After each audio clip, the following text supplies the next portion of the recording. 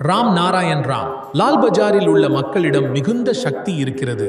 வேலை இல்லாத போது என்ன நடக்கிறது என்பதை அவர்கள் காண்கிறார்கள். அது அலிபூரிலும் பேங்க்ஷாலிலும் நடந்தது. ஹாவ்ரா மற்றும் சியால்தா இன்னும் பாக்கியில் உள்ளன. ஆங்கிலர்களிடம் இருந்து இன்னும் சில அடி வாங்கி கற்றுக்கொள்ள வேண்டியிருந்தது. வகுப்புக்கு செல்லும் ஆர்வம் இல்லை, ஏனெனில் பலருக்கும் இதனால் எதுவும் நடக்கப் போவதில்லை என்பது தெரியும். ஆனால் நாம் ஏதாவது செய்ய வேண்டும். சில தனிப்பட்ட பணி உள்ளது. இது ஒரு நிரந்தர உண்மை. உடல் இருப்பின் நோய் மற்றும் மரணம் வருவது தவிர்க்க முடியாதது. நோய் மற்றும் மரணம் வருவது இயற்கையின் விதி. ஒரு மகா நிலைக்கு செல்லும் பாதையில் பல தடைகள் உள்ளன.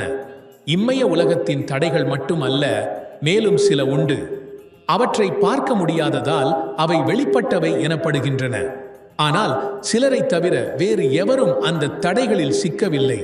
பிரபஞ்சம் ஒரு நோக்கத்துடன் உருவானது.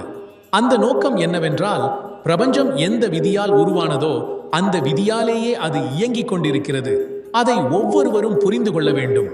அந்த புரிதலுக்கே அனைத்து ஏற்பாடுகளும் செய்யப்பட்டுள்ளன. இந்த உலகில் வரும் மகான்கள் ஒவ்வொருவரின் வாழ்க்கையிலும் காணப்படுகிறார்கள். ஒருவர் அறிவை பெறுகிறார், மற்றவருக்கு சொல்லுகிறார். இது ஆசிரியனின் வேலை.